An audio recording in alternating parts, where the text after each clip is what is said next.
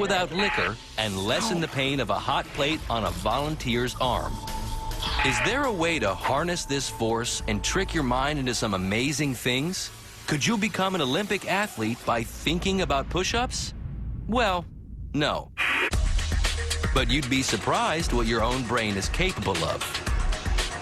I think the mind can massively affect physical performance, especially when you get to the elite level. There's very little difference physically between the athletes, and quite often it's then that they need the mental edge over the other athletes to come first and to win that gold medal.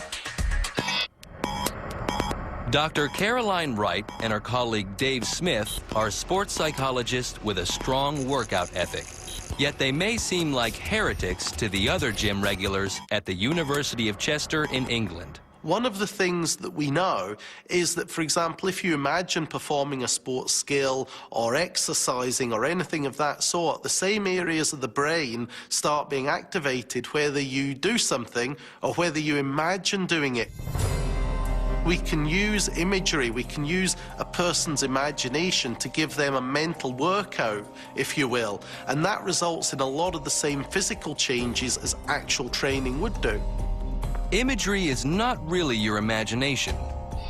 Your brain actually responds with concrete changes. A lot of people think purely in terms of exercising the muscle, but just as important are the signals that are sent from the brain down to the muscles to tell them to contract. And we believe that using imagery can enhance your brain's ability to do this, so you can recruit more muscle fibers and actually train harder and become stronger just through using your mind. It comes down to the neurons regulating all brain movement. Think about lifting a particular weight, and the neurons will fire to some extent, even if you don't move at all. Exactly how much could a brain be fooled into developing muscles without physical exertion? The researchers recruited novice weightlifters and got them to perform a classic strength test, the bicep curl. The participants came into the study and they went on the bicep machine to see how strong that they were, and then one group sat at the machine and imaged completing a set of physical practice. Another group actually physically practiced the task. The workout for the control group was standard fare. Well, I'm right to the top. And you're doing really good. Keep going, keep going. A few more. But the imagery group had a gym experience like no other. So if you just hold on to the handles, you're just going to complete the imagery in the way we discussed, paying particular attention to the feel of the movement. They sat at the machine watching a video of themselves completing the rep that was taken in the pre-test, and then they just tried to vividly image or imagine themselves completing the task.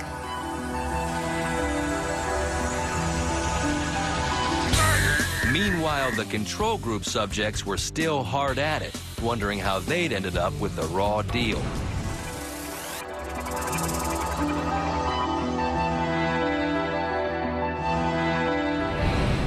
Six weeks later, everyone was asked to repeat the bicep curl strength test.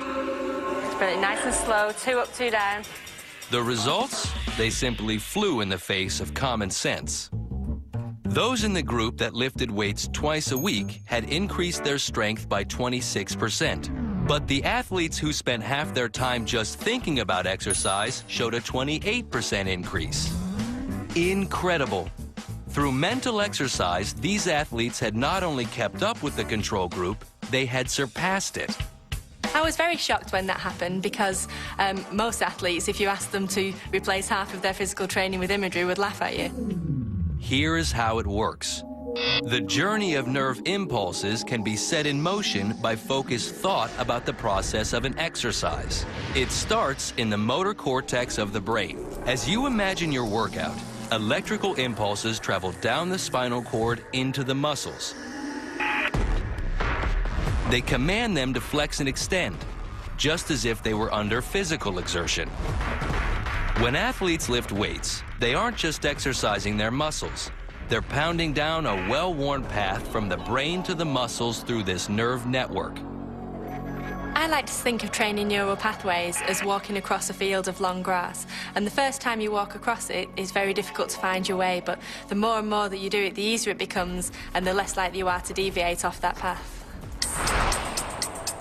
But don't give up physical exercise in favor of only thinking about it just yet. Imagery is a really powerful tool, and it can certainly help you in your quest to gain fitness, but on its own, it's not going to be an adequate substitute. If you can't train because you're injured or something like that, or you're ill, then imagery can be an effective substitute. But the best thing to do is both imagery and physical training as well. This may surprise you, but there is now a way to look inside your brain